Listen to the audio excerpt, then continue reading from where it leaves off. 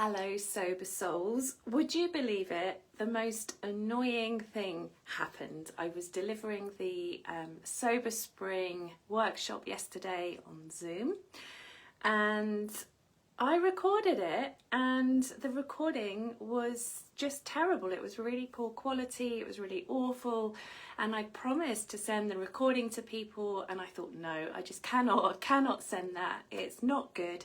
So I have decided to do the whole workshop again, and yesterday in the workshop I mentioned that there was going to be a part 2, which I was going to share this morning because I just had so much I wanted to talk about. And so what I'm going to do now in this video is do the whole workshop again. As I said, the recording just didn't come out well at all. I have the space available this morning to do this, and I'm going to do part 2. So this is going to be one big, gorgeous training for you. So if you haven't already, watch this live with me. Grab your journal. You're going to meet your wellness tree guide. I have lots to share.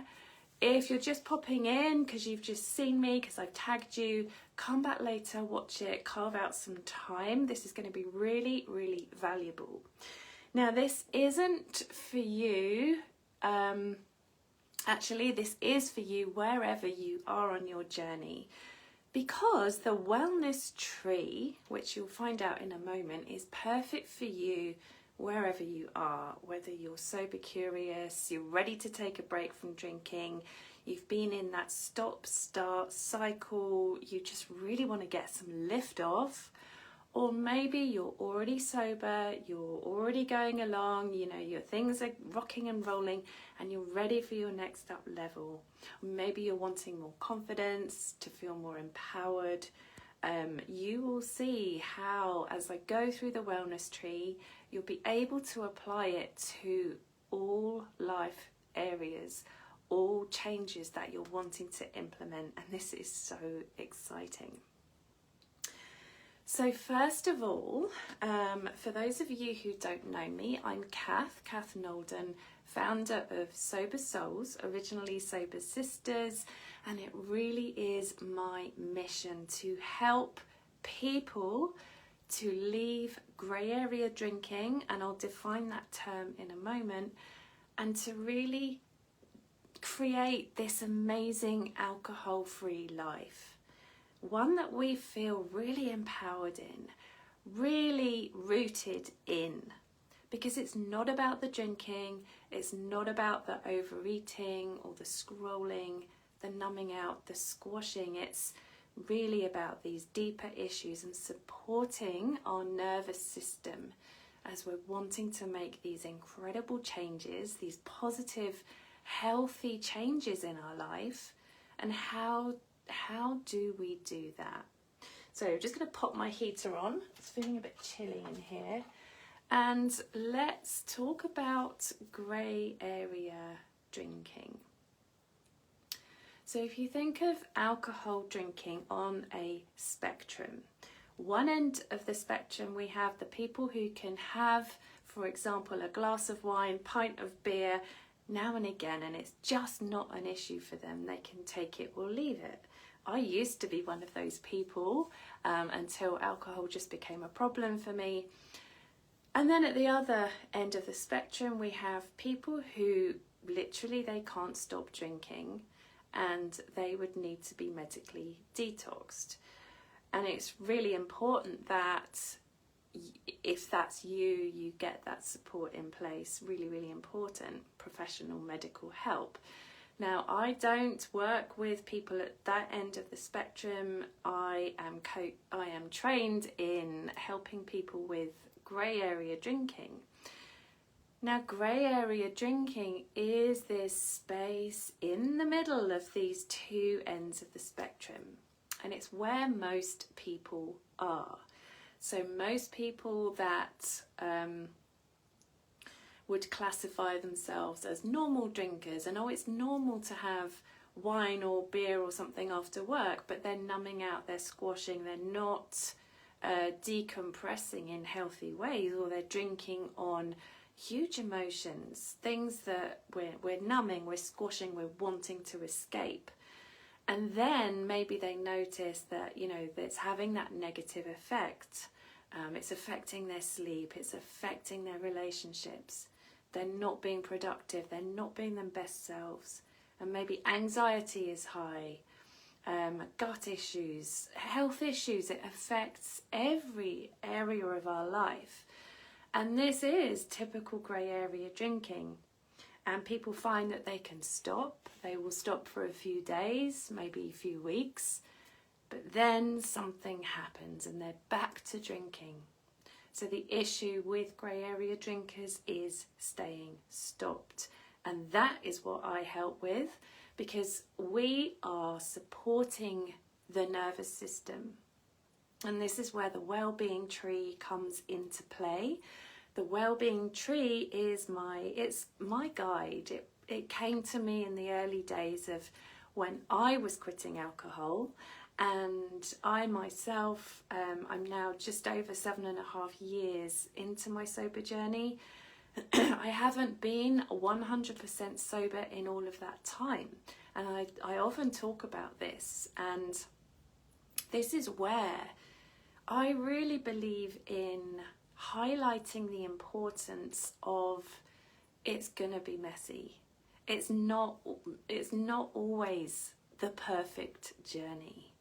Some people, they don't have any slip-ups, but most people do. And for me, they were really conscious decisions to try drinking again. So at the end of my first year sober, which, by the way, took me forever to get lift off. I literally had what felt like 1,000 day ones. And all I could think of was, I'm not drinking, am I drinking? And the whole moderation thing. And I was dancing between what felt like being two different people. The drinking me, the one that liked her Merlot in the evenings, party for one. And then the other me that really wanted to live this clean, intentional, conscious lifestyle and just really be me, truly me. And so it took a long time for me to get there. But once I finally did my first year sober, I then thought, I've got this now. I reckon I could go back and have some wine, and I'll just be careful, I'll just moderate, I'll just, keep an eye on it. And so I chose to have some wine, and wow, what a wake-up call that was. I wasn't expecting the feedback that I got. And that was that as soon as I sort of had a few sips, the pull to drink more was there. And it was like nothing had changed. And it was just so interesting to get that feedback. And then I spent just a few more days, it really wasn't very long, just experimenting with a few glasses of wine. It didn't feel good, it really didn't. And I really missed the non-drinking me. I missed the clarity, the presence, because all of my healthy habits went out of the window, all of the self-care, and it felt like a lot of hard work. So back on the sober wagon, did another year sober. And the funny thing happened is that I did the same thing again. I had another drinking experiment at the end of my second year sober. And then I had another one, I think it was about 3.5, 4 years ago, I can't quite remember. But what those experiments taught me is that it's okay to do that, and I'm not encouraging you to do that, but it can be part of the journey. And it's really important that we don't beat ourselves up when we do it, and it's not failure, it's just feedback. And so we can then go to our sober plans and just ask ourselves, well, why did I do that, and where do I need more support? And so as I went along on my sober journey, and really at the beginning, the seeds of the wellness tree came to me. They were sown, and I realized if I wanted sobriety to stick, I had to learn a completely new way of being. So I had to learn how to think differently and how to be differently, because what I'd previously tried just wasn't working. And the more I felt like I was banging my head against a closed door and I couldn't find that key to get free, I was just beating myself up more, feeling like a failure. And I thought, well, hang on, this way's not working. So the wellness tree was born, and it literally grew with me, and it's still growing with me. And it's the process, it's the methodology that I used on myself, still am using myself as I'm now on a sugar freedom journey. And this is where this tree just shows you how life just opens up in so many different ways. I did my grey area drinking coach training a few years ago, and I was also able to understand some of the reasons, the typical problems with grey area drinking about, why can't we stay stopped? What is this? Why do we keep going back? It's really teaching the body a new way, because the body learns differently to the mind. So then I was able to incorporate more things into this wellness tree. I'm now doing another training as well, which I will share later on in a few months what that's about. But this is all feeding. All these things are feeding into these roots. And so this training today, I'm going to give you this framework, the wellness tree framework. It is a toe dip style, but that means you will be able to get some clarity on the different areas of where we need to be focusing, how we need to be supporting ourselves, and how you can take your next steps from there.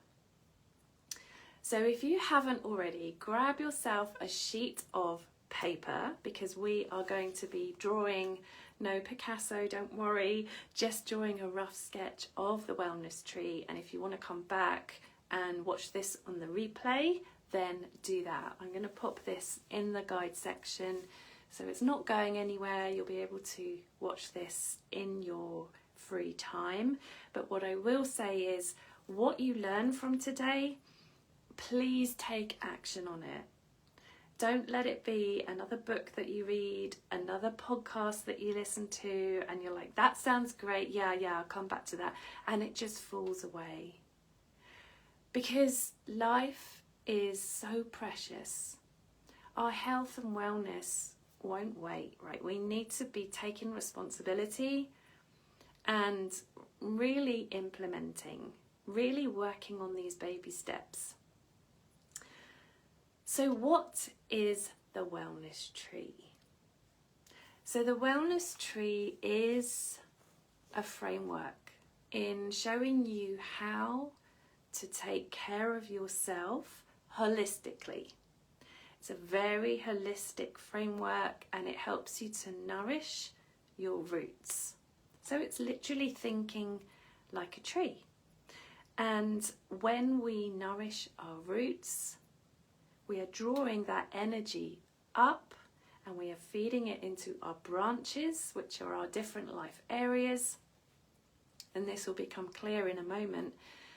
And so this is how you are living that alcohol-free life, where you are free. You are free. So let's draw this wellness tree. So imagine, we all have an inner wellness tree. And I didn't know this, and I couldn't connect with it at all to begin with. I was leaving grey area drinking, coming out foggy-headed. I had stomach issues, bloating, kind of IBS. I had skin rashes. I had high anxiety, no confidence, terrible sleep. Just the worst, all those different things. And so working with the wellness tree over a long period of time, and also educating myself on various, it's like the life areas you'll learn about in a moment. This is what helped to heal these different parts. So, on your piece of paper, I want you to draw the trunk of your tree. Now make it a nice thick trunk, and the trunk represents your body. So you can almost imagine that you have your inner wellness tree. You are the tree. That's the easiest way to think of it. As with all of my work, take what feels good, leave what doesn't, and tweak anything you want to make it feel good to you.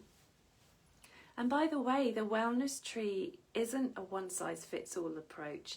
It's an adaptable template that you can choose to adapt to your own needs, to what your own soul wants.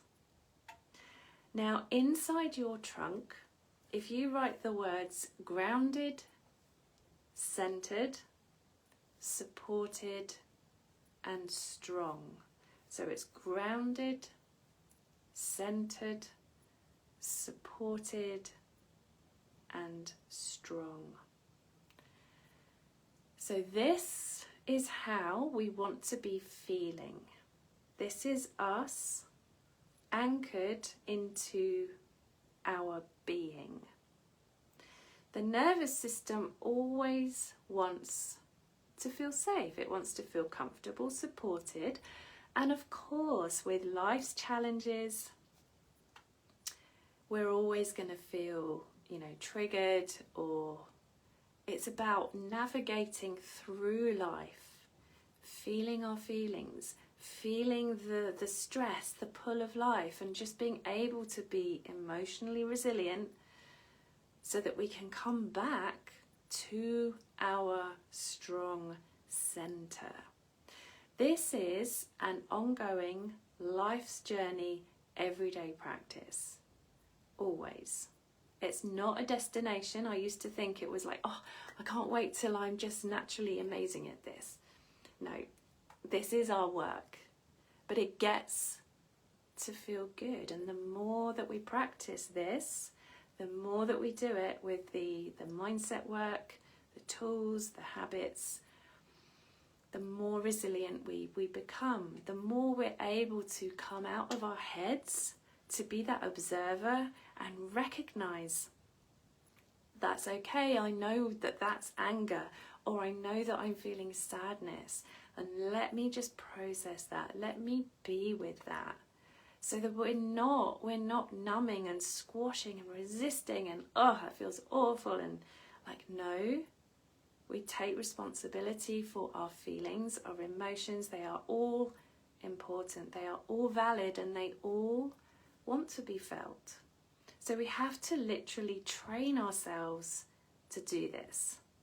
And I think that almost like having an addiction of some kind almost is a gift, because we get to do this work.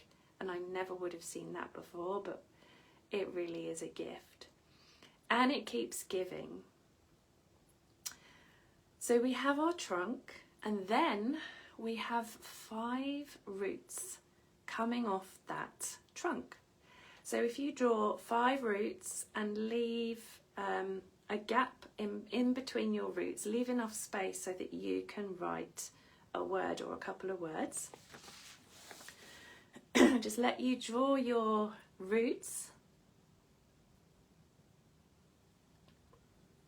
And again, remember, if I'm going too fast, you can come back, you can watch this video at a later point.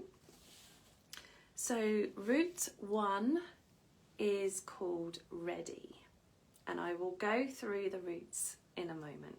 So root 1, ready. Root 2 is called outline. Root 3 is called observe.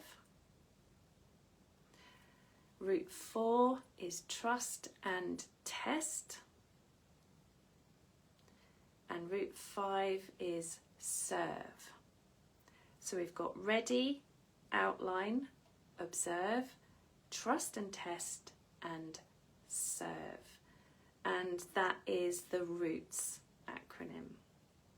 So what do all these mean? Let's dive in. So root 1, ready.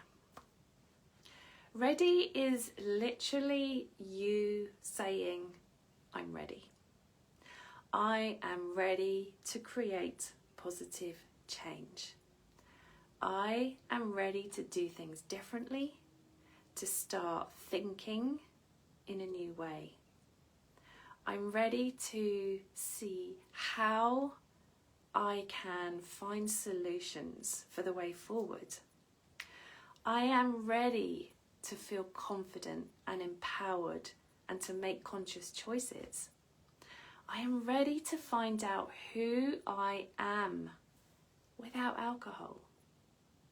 Whether that's taking a break for a while and doing a little experiment to see how you are without not drinking, or to make that longer term lifestyle change. I am ready to create some healthy habits to feel better.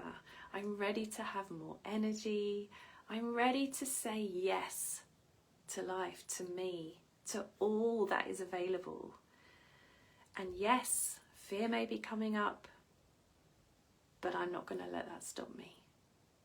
If we always feel the fear and we just stay frozen in that, we're never going to be able to move forwards.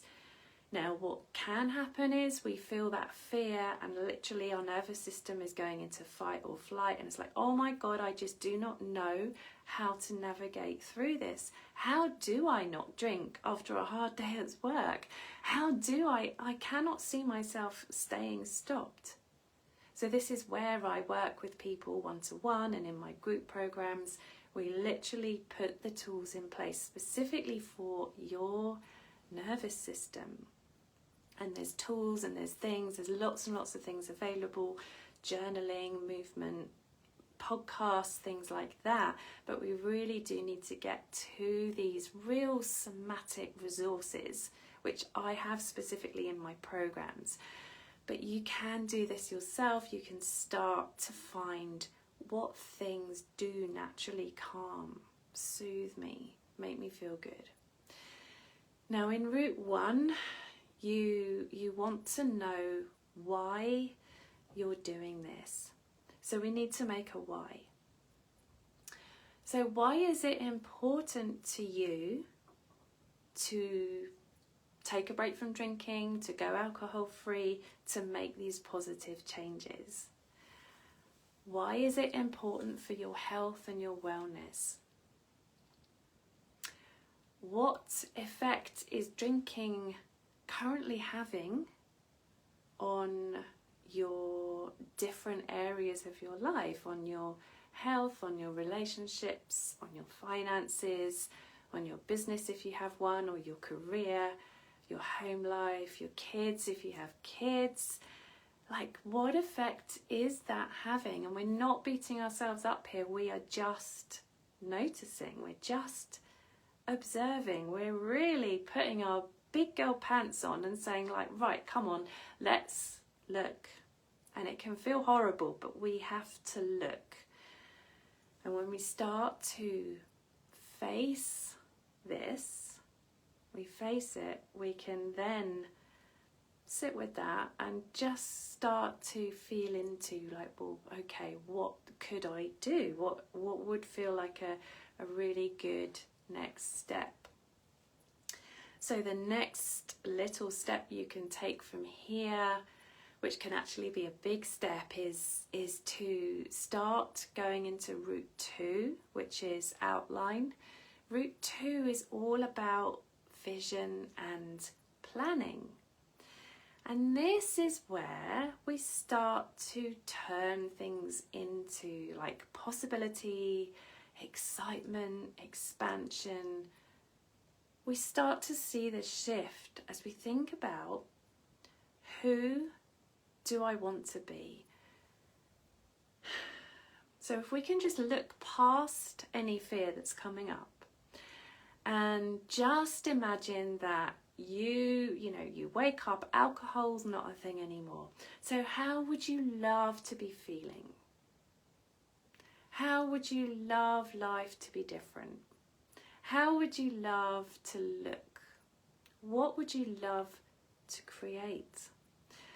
And so we're now looking at the new identity, the next version of us that we want to create.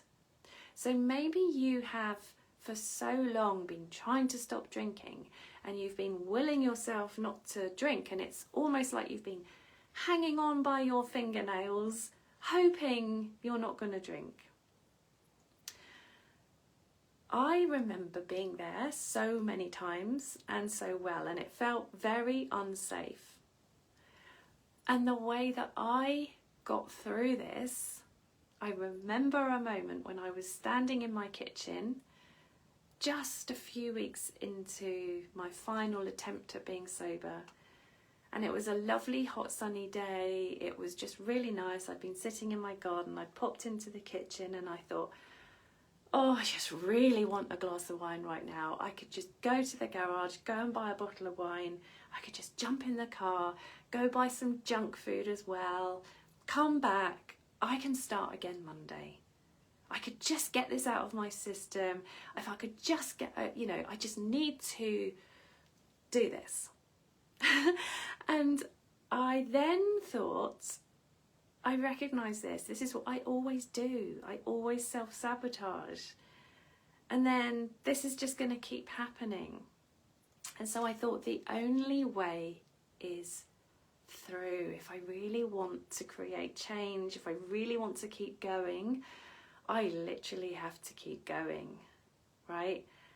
And then I suddenly got I got curious, and I thought, I know the version of me that quits. I know the version of me that just, presses the effort button as soon as it gets hard and uncomfortable, and then I'm beating myself up and it's just not worth it. I know her so well, and I'm really bored of that. I'm just so done with that. It's just tiring and exhausting. And then I thought, I don't know the version of me that just keeps going. I don't know the version of me that actually can do this. And I know I can if I really put my mind to it. And I know it's possible because other people have done it. And I can see in the sober groups, I can see people doing it. So I know it must be possible for me too. And in my kitchen, I made that decision, and it was, oh my God, it literally had to dig deep, but I did it. I was like, I'm just going to keep going. I am just going to keep going. What if I kept going and I could prove to myself that I can do it? I can stay on track. I can keep going. And so that's when route 2 really came to me, because I had to then tap into that version of me who keeps going. And what? So, okay, I thought, well, how do I want to be feeling? I want to be feeling free of alcohol. I don't want to be thinking about alcohol anymore. That will just naturally fall away. If you keep going, you will just realise one day, I've just noticed I haven't thought about drinking for a while. But that only happens if you're doing the mindset work, okay? If you're knowing how to work with your mind, with your thoughts, and think differently, which is what we work on in route 3. So I thought about, okay, I want to be free. I want to feel at peace. I want to feel calm. I want to know that if I'm stressed, I know how to deal with that. Or if I'm feeling really emotional or really angry, that isn't self-sabotaging. I'm able to deal with that. I want to be nicer to be around. I want to be, showing myself some self-love and some self-care, and really making an effort to look nice and wear nice clothes and be more available, more present. be there for my husband and my dog. I don't have any kids. I want to show up better in my business and whatever the things were. And then how would I love to be looking? Well, there were certain health issues I mentioned earlier. I really wanted to sort my tummy out. I had a big bloated tummy where I also had a sugar addiction. I was binge eating, and that was going on since I was 5. So there was a lot of addictive things happening. I also wanted to feel more confident. And I thought, wow, I just want this new image. I want to be confident Kath. I want to be showing up better. And people say to me now, oh, you know, you can do this. It's just like, I couldn't before. I couldn't have got on camera. I couldn't have even talked to people in a room. I used to go bright red. I had no confidence. I used to have panic attacks. So it really is possible for you, wherever you are and what's going on for you. It's totally possible. And it's almost like we can be in the negative part, it's not negative, but the minus part of where we are, and we can get less negative, and then we're at this, we can then step into the positive parts, and then we start building, and then that's where we're really gaining momentum. We're really creating these sober days. So we want to be thinking about, like, how do we want to look and feel? Also, I had this thought. This thought that used to come up a lot of, I liked drinking. I didn't really want to stop drinking. I used to think it was fun to have my glass of Merlot, and while yes, that was fun for me, it also wasn't fun, because one drink turned into 2 to 3 to a bottle, and sometimes it was over a bottle. It was more at weekends, and I had it all together on the outside, and I, stuck this smile on my face, and everything was okay, but I had a heavy heart. I had a heaviness, a cloud. I just wanted to be free, and I couldn't figure out how to do it. So I didn't want to stop drinking, but I knew that I had to if I wanted that health. There is no such greater feeling than presence and knowing that you are showing up for yourself. You're doing the hard work, and it bloody pays off. It really does, but you have to literally do it and then start seeing the benefits. And bearing in mind, it takes around 90 days even before the rewiring process actually starts. So most people will quit. They're doing the hard few days first. And it can feel really tough, but you just have to keep going. You have to push through the resistance, keep going. So having accountability, having a coach or a mentor or an accountability buddy, your sober groups, really taking action on your plan. Just keep going, and it does, I promise you, it does get so much easier. So yes, that's route 2, vision and planning. Really know where you're going. Have a goal in place, whether that's, right, I'm just going to take a break from drinking.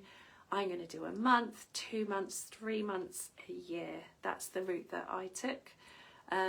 So it's starting those baby steps, just one day at a time, literally just keeping it in that present day. Now, route 3 is called observe. And this is all about mindset, our energy, and calming the nervous system. So observe is literally us being the observer.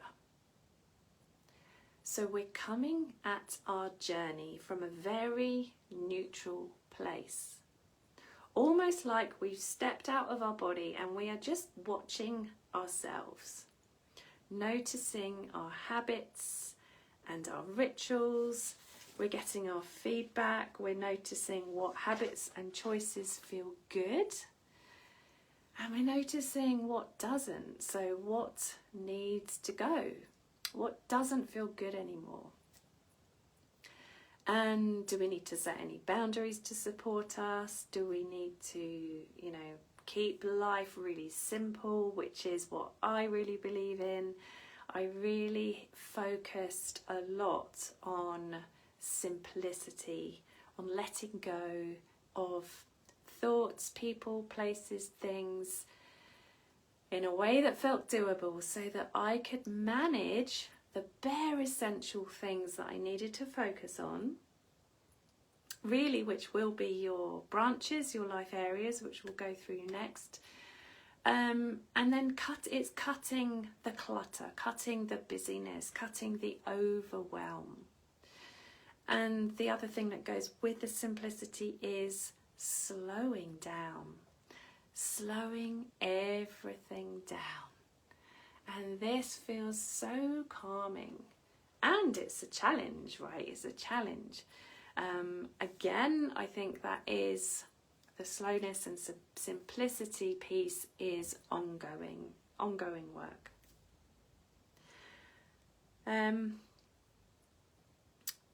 So route 4 is trust and test. And this is about action, momentum and flow. Now, you may have a beautiful stay sober plan in place, or maybe you have a gorgeous vision board on your wall, or you know in your head all of the things that you want to create. You want to be this amazing person that's having the green juice, going to the gym, writing in your journal, doing your yoga, walking in nature, being present with your loved ones, all of the things. But are you actually doing it? Yeah. It's the consistency piece, and this is what I have battled. I use that word. I've battled with lazy brain, inconsistency, and lack of self-discipline and self-sabotage. And one of the things that really helps is learning how we operate, learning our own individual energy patterns, when is our best times of day, just learning how we operate. Most of the time we are in our heads. We are thinking, absorbing, taking in information. We're checking things off our to-do list. We're running our home, looking after the family. Or we have the endless tasks at work to do. Stress, overwhelm, pressure. No wonder we're a nation of numbing out. And it's encouraged. It's encouraged. Alcohol is everywhere. Sugar is everywhere. The latest Netflix stuff is everywhere. Buy this thing. Try this thing. And that even the personal development journey can feel overwhelming because there's books, there's podcasts, there's bright, shiny new things, challenges, things to do. But what the Wellness Tree thing does is it's all laid out for you, so you know exactly where to focus. So that in itself makes a great plan, but we have to be implementing it. Getting your feedback, and we're also working with emotions that are coming up, because now you're not drinking, you're going to be feeling these emotions, and maybe we're not used to it. And we're like, oh, I just want to resist this. But no, inside of my programs, we actually do have specific ways that I support with this. We're looking at triggers. We're making plans in place for how to think, how to be. We're really focused on the new identity, on building the new identity and living from that place now. Living from that now, and that it's a decision away, and it's so freeing. Like, it literally is a decision away. So we want to work with consistency. And then route 5, so let me just go back to route 4. It's called trust and test because it can feel really hard to trust ourselves and to trust the journey and to trust the unknown. If we haven't done this before, it can feel really hard to trust it. Can I actually do this? Like, this feels scary. And our brain is screaming at us, like, get back to drinking, get back to what you know, get back to the familiar. So we have to be really self-disciplined to keep going, to really build that resilience, deepening into our roots. So remember why. Back to route 1. Remember why you're doing this, tapping into that vision, knowing that it's going to get easier. Using your mindset, your habits, your rituals, all the things to support you. And then test, do them, do the thing. Come out of your head, into action, do the things. We also want to pair this with being. And this is something that we feel so resistant to. We want to keep busy, we want to distract ourselves. But we need to be in being, because this is a being journey. It's a journey that we do from the body. So yes, we're doing the mindset work, but we're being this new version of us. Being is the feminine energy part. I talk about this in my programs, the masculine and the feminine energy, and how we can use both. We can dance between both to really create this embodied version of us that is just doing it. And so this feeds into route 5, which is called serve. And this is our freedom, our power, and our embodiment. And serve, route 5, is really, it naturally happens by itself when we are working the other routes. This is making you top priority. This is building on the self-love, the self-care. It's having the boundaries in place, personal boundaries, that we hold. It's us being really devoted to ourselves, devoted to what's important, what's our priorities, what are our values, what do we really hold dear, who, why these things. And when we're clear on this, we can then start really carving out special intentional time to work on these. This is where you'll see in a moment as we go through the branches how to do this. So when we're working our roots, this is creating strong foundations. And this really is the core of my work. It's building these strong foundations so that you do feel grounded, you feel supported, empowered, and anchored into you. And then what people find is when they're working their roots, alcohol or sugar or whatever the thing is that you're working on, it will naturally start to fall away because you're creating empowered choices, you're learning to be present, you're learning how to support your nervous system. So you're doing this internally, you're creating this internal change, and then you're seeing the ripple effects in your outer world. And that has positive ripple effects on your loved ones. And so this is how this really ripples into the world. It's magical. It's absolutely magical. Right. Now we're going to go up into our branches. Now let me just count 1, 2, 3, 4, 5, 6, 7, 8, 9, 10. Yeah. There are 12 branches. So if you can draw 12 branches,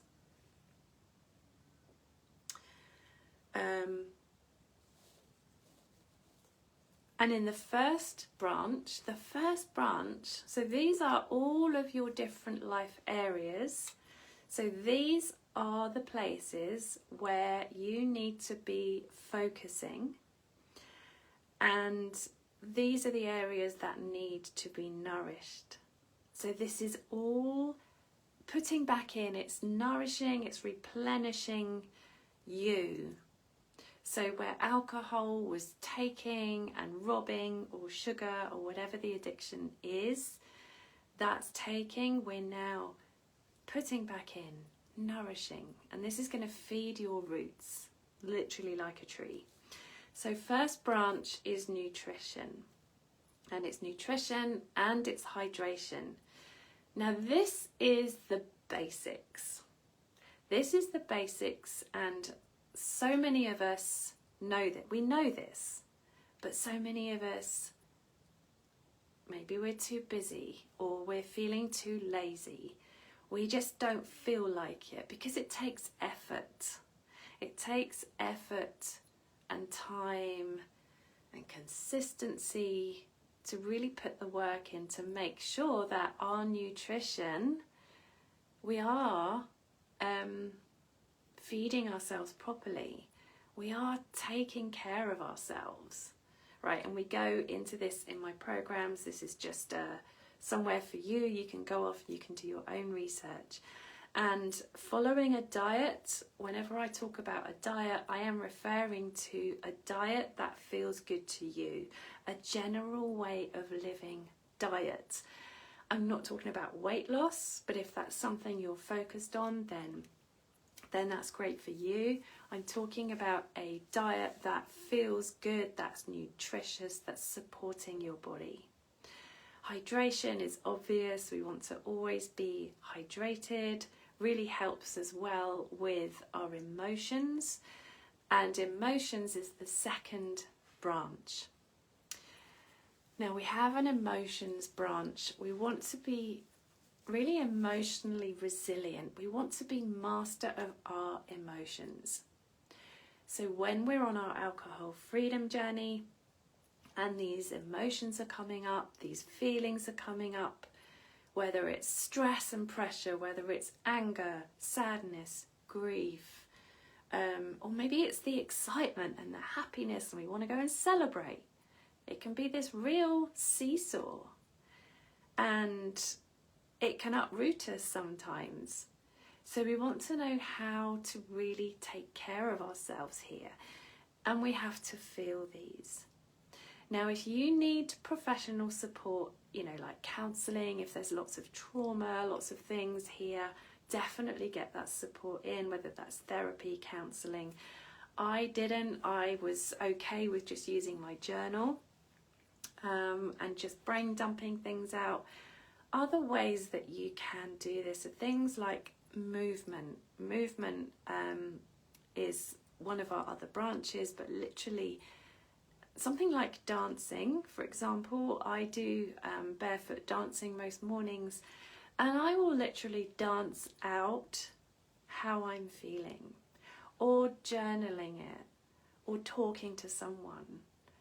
Or maybe you love painting, or you're creative and you can express that. So it's finding really healthy ways of really feeling our emotions, letting them pass on through. Cravings as well is another thing. It's another thing I help my clients with, is literally feeling those cravings. Like being with them and not resisting. If we resist them, they're just going to get bigger. We're going to end up with pressure cooker syndrome, which we don't want. We want to process those, feel them, and pass through the other side. And when we do that, when we practice that, this builds that emotional resilience, builds our confidence, shows our brain that actually I can do this, I can do hard things. Next branch is relationships, and relationships always start with ourselves. So how is the relationship with ourselves? Do we need to practice that self-love, self-care? This can feel so daunting, can't it? And then it's the relationships with our loved ones, our family and our friends. How are they? Do we want to feel more connection with ourselves, with our loved ones, and be present rather than maybe both people are sat there and they're numbing out, maybe on their phones, or they're eating, or they're just escaping. They're there in the room, but they're not there emotionally together. And so bringing more depth, more richness, more vibrancy to these areas. And remember, this is a journey, but this is the journey. This is the adventure that we go on with the wellness tree. Next branch is relaxation and sleep. So alcohol really affects our sleep. And some people, you know, if they've been drinking for years and years, they are not going to be having that really restorative sleep that we need. So when we stop drinking, our sleep, it takes a little time, but our sleep really improves, and we've really noticed that. It starts with also having a really great relaxation process. So my clients, when they work with me, they have a wind down routine that's so nurturing. It's so gorgeous and so calming. So we're really learning how to de-stress naturally, supporting that nervous system, and then we're having that lovely sleep, and we're waking and just feeling so bloody good, so proud that we didn't drink. You know, we can wake up with that clear head, with that energy, with wanting to be productive and show up and be our best selves. The next branch is exercise or movement. Again, so important. And we can be a very idle nation. We can sit on the sofa too long, sit at our desks for too long. And really, we want to be having some kind of exercise or movement ritual in our day. However that looks, we're all different. And so finding what you love to do, whether that's getting outside in nature more, maybe it's starting yoga or running. Perhaps there was an old habit, an old exercise that you used to love doing and you've forgotten, and you would maybe love to get into that. And then you can set yourself up with various different challenges, raising money to help you stay accountable, all kinds of things that you can go into there. Next branch is leisure, and in brackets we put ing, I-N-G. And what that means is it's something with an ing on the end, like gardening or crocheting. And it's a single focused activity. So our brain is literally focusing on one task. We're not multitasking, we are focusing. In my first year sober, I crocheted a blanket, which I gave to my dog. It was really misshapen. It didn't look brilliant at all, but it was a blanket, it worked. It was pretty imperfect with holes in it and funny knots and this and that. I didn't really know what I was doing. But what it did do is it took me ages to do. I loved the simplicity of, I think it was only like 3 stitches I learnt. And I did them over and over again. So I was in this rhythm, repeating this thing. It felt really calming. It was keeping my hands busy, so I wasn't drinking. I also went back to it when I started my sugar freedom journey, and I thought, this is so nice for my mind. I really, really loved it. That's just an example. You can find, you know, maybe you love gardening. Gardening's great. I'm not a gardener, but I do love being outside in nature. I love looking at gorgeous plants and things, but having our hands in the soil is just so grounding. It's so nice to be close to nature. The next branch is called service or giving, and that's really nice because this is things like volunteering, it's kindness, it's showing love towards others, it's giving, it's maybe doing something in our spare time that really helps somebody else. It's also connecting with other people. Okay. The next branch is vision, stroke business, stroke career, stroke retirement. Wherever you are in life, it's really focusing on your mission, on where are you going with that? How's that going? How would you love that to look? Are you wanting to start a business, or to get a business off the ground, or to show all up for your business and your mission and you'll be all in? Are you wanting to go for that promotion, right? So who do you need to be to do that? Or do you really want to embrace retirement and make the most of your retirement and really do the things that you've always wanted to do? Yeah? So how does that look? And then the next branch is finances. And finances, why do we have a finance branch? Well, here's the thing. When we're drinking or in an addiction or something like that, it costs a lot of money. I used to drink, I used to smoke, I used to eat a ton of sugar. And because I felt so bad about myself, I would then be spending more money, like scrolling on Amazon, things like that.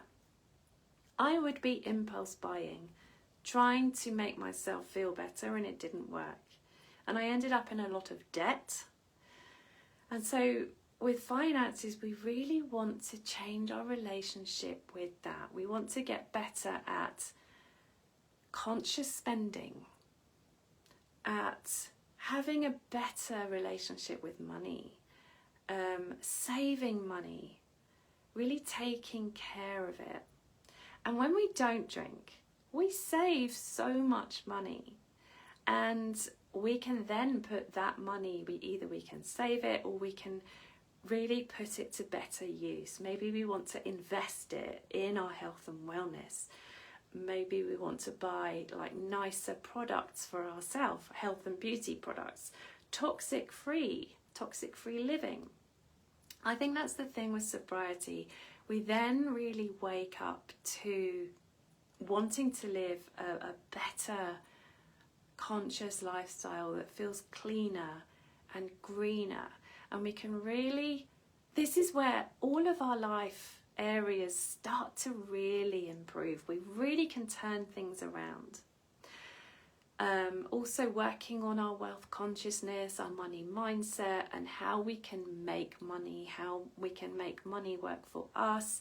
So we're thinking abundantly like the tree, where this comes down, it's not about the money, it comes down to us, our confidence, our self-worth, how we're showing up in the world.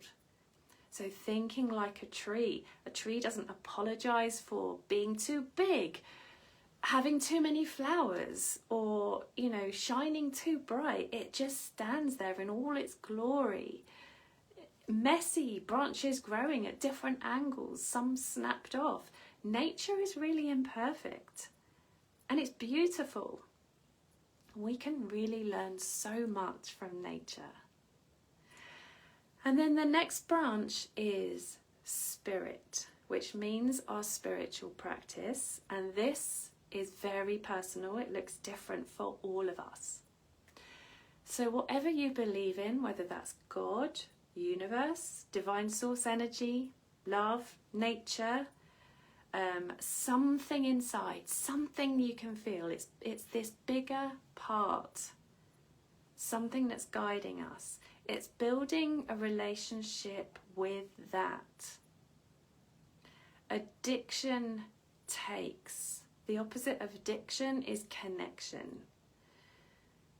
And I believe we are all connected. We are all energy. We are all part of the whole, and we're all on this journey home together. So building a relationship with having a lovely spiritual practice, and it's very anchoring. I remember I looked at Gabby Bernstein's work. She's been sober for something like 20 years, and she really helped me with developing a spiritual practice. Again, another huge rabbit hole we can go down, and this is where we're learning so much about ourselves as well. The next branch is fun and pleasure. And this is something that I came up against. And really at the beginning of my journey was, well, this doesn't feel fun. Not drinking doesn't feel fun, because I used to think sitting there with wine, chocolate, it was fun. Only it wasn't fun. So it's learning true fun versus fake fun. And we really have to redefine fun and know that the high of alcohol or the high of sugar is a high. It's really high. It's that big dopamine hit. Whereas true fun is a much lower level. Much lower level. But in that lower level, we have that depth to it where it feels true, it feels fulfilling. It's a real soul-led fun. It's very connected, very aligned. And pleasure as well. Pleasure really involves the senses. And this is why sobriety is a journey of the body. It's a journey with our senses. Now here's the thing. We're not going to be able to experience true fun and pleasure if our bodies don't feel safe. So we first of all need to teach the body safety. We do that in my programs. This is where you're really using these somatic tools to teach the body, to nurture it, to calm and soothe in really healthy ways. And then you're at this place where your body is going to be, okay, I can relax, it's safe. And then you're opening to fun and pleasure. And that's actually where we start to really tap into the expansion, where we realize, oh my gosh, sobriety is so much more than just not drinking. Just not drinking. Not drinking is literally the first step. This is why I really believe, my belief is sobriety is about developing that relationship with being in the present moment, with knowing it's safe to be in the present moment. And then our final branch is called home. And home starts as it's about the internal home, where we really are whole and complete. So it's where we call off the search. We're not looking outside of ourselves anymore, or not as much, for things to numb, squash, distract, escape to. But we're realizing that actually when I sit with my emotions, when I feel them, that is me coming home. That is me being devoted to myself, because that is what's important to me. Because I'm leaving behind the old version of me that would run and escape and not face up to things or take responsibility. And home is us being the new identity. Like, I am doing this even if it feels hard. So very important that we are surrounding ourselves with our tribe, with our community, the people that get us. We're all going on this home journey together. And this home branch is the home within, and it's also our physical home, our literal house that we're living in. So how is your environment? is your environment set up to support you?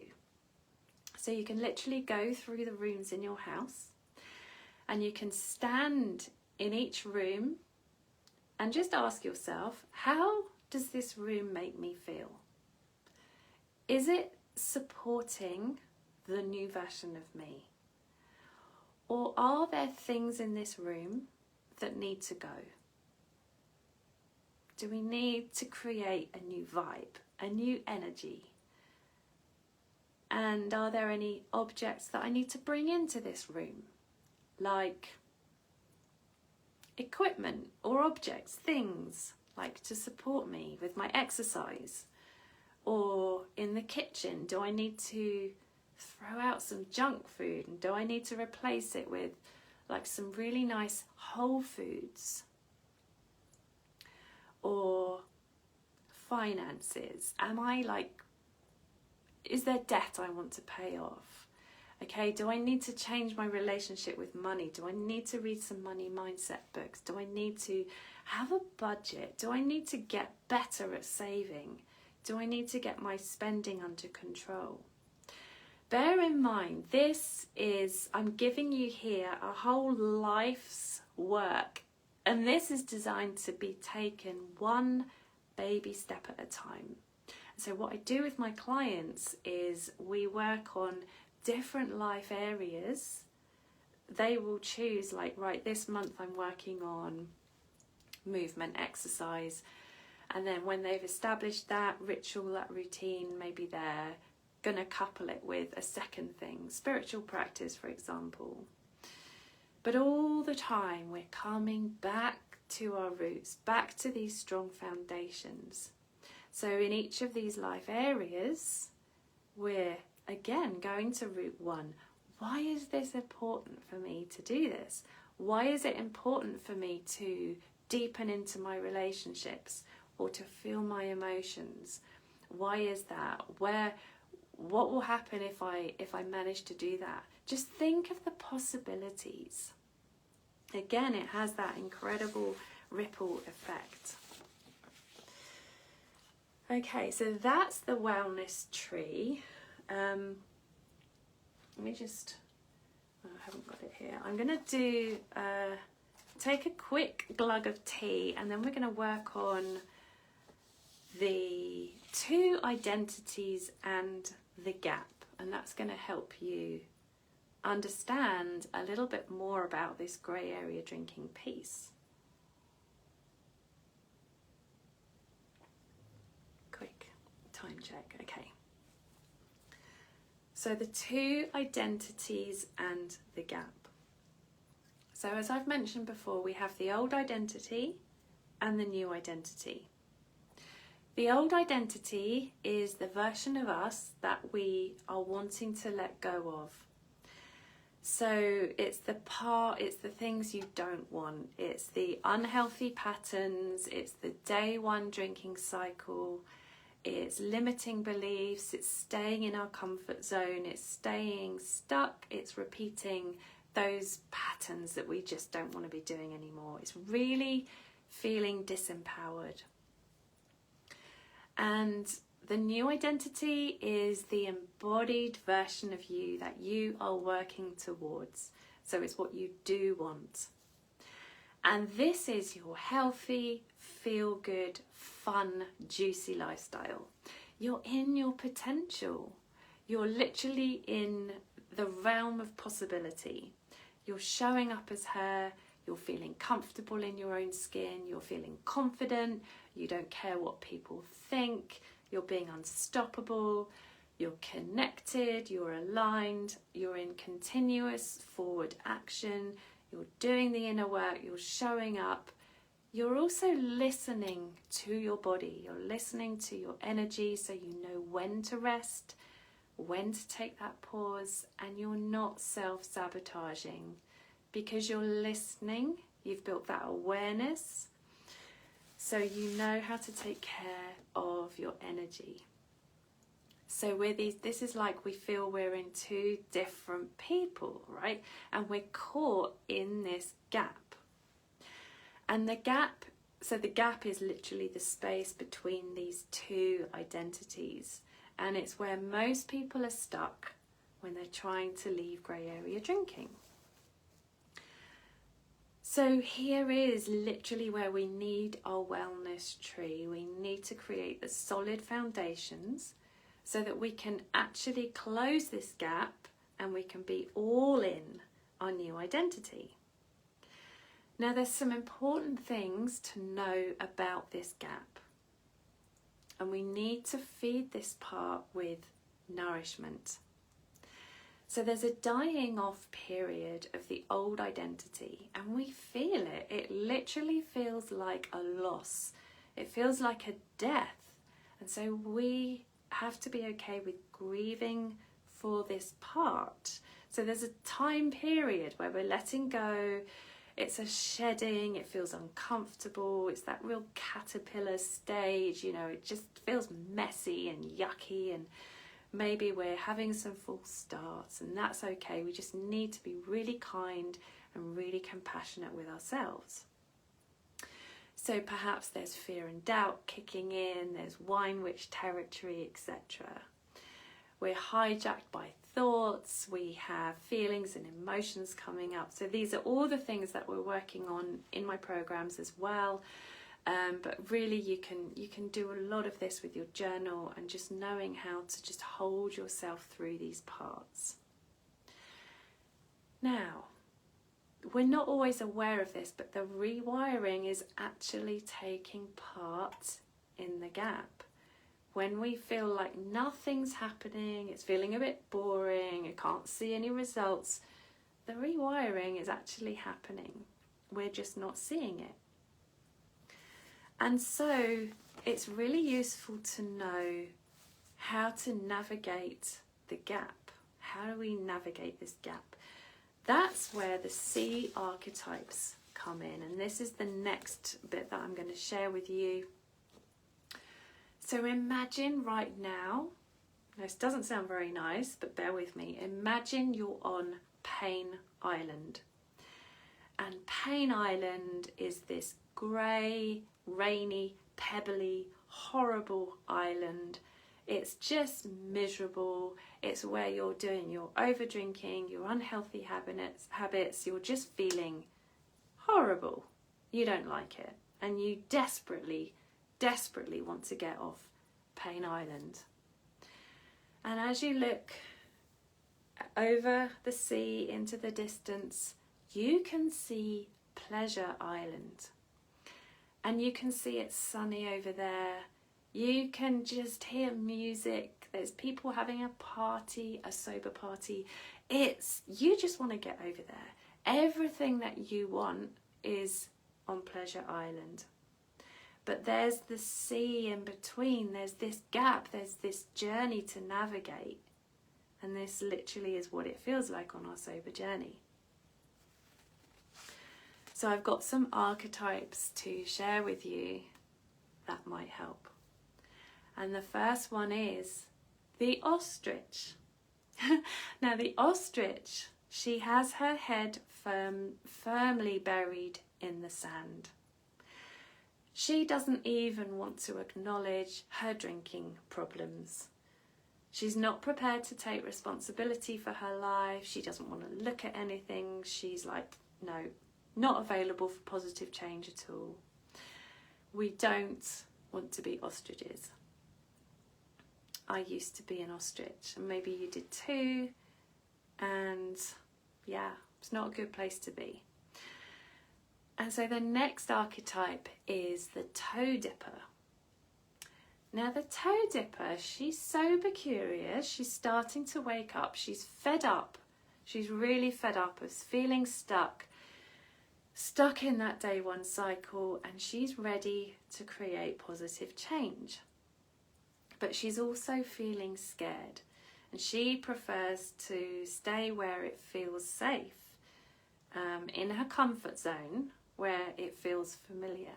So she's a shore hugger. She'll literally dip her toe in the water, think, oh no, too scary, can't possibly do that. So then we have the paddler. And the paddler is more into trying than the toe dipper. She'll get her feet wet, but that's as far as she'll go. She's not ready to be all in yet. She's a shore hugger, and she definitely prefers the safety of dry land, even though she desperately wants to change. She's not ready. She's not ready. And so then we have the swimmer. And the swimmer, she's all in.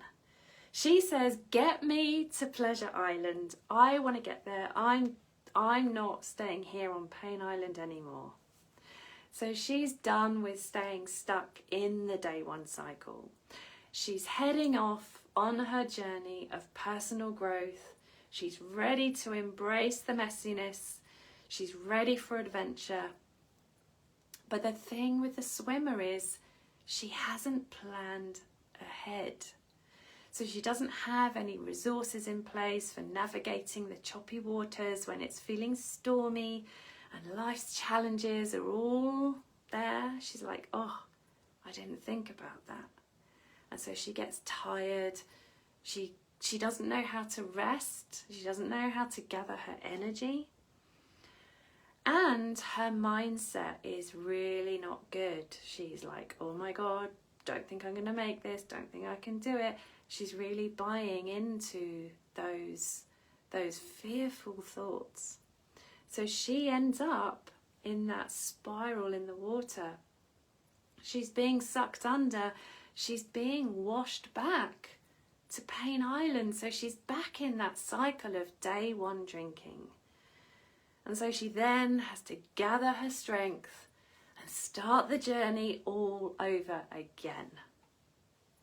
And then we have the last archetype, the diver, who also is the mermaid archetype. The mermaid, she's doing it. She knows exactly how to navigate the journey to Pleasure Island. She dives deep into her feelings and her emotions. She dances under the water. She feels them. She's not afraid of them. She knows how to transform them. She breaks through her limiting beliefs, and she knows when to take a rest. She'll rest on the rocks. She'll soak up the sun. She'll re-energize, and then she'll continue. So she really knows how to think, how to manage her mind, how to feel, and how to be. We all have that inner mermaid within.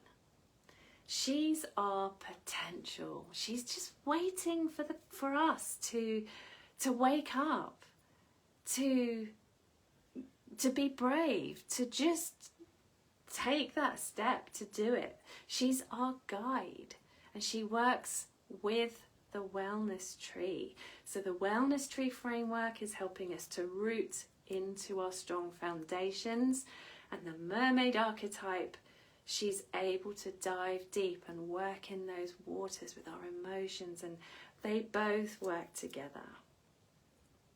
So that's a really kind of lovely way to think about how you can navigate this gap.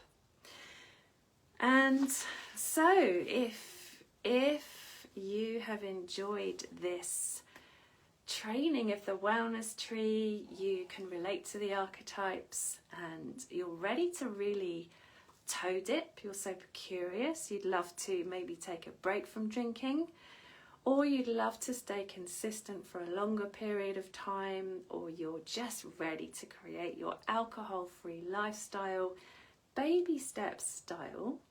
There are many different ways that you can work with me with some private coaching. There's many different price points, many different programs.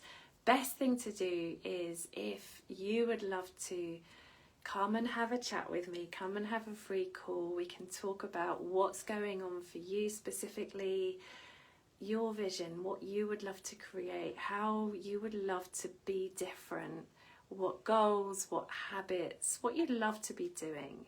And that can just be really, really simple. Sometimes the simpler, the better. come and have a free chat with me. I'll leave a link below the video. You can just book a free call and I will give you some free resources. We can also see if working together would feel like a great fit. So hope you've enjoyed this. Let me know any questions, either drop them below or send me a private message. And remember, wherever you are on your journey, keep going. You're amazing. You've got this. Lots and lots of love.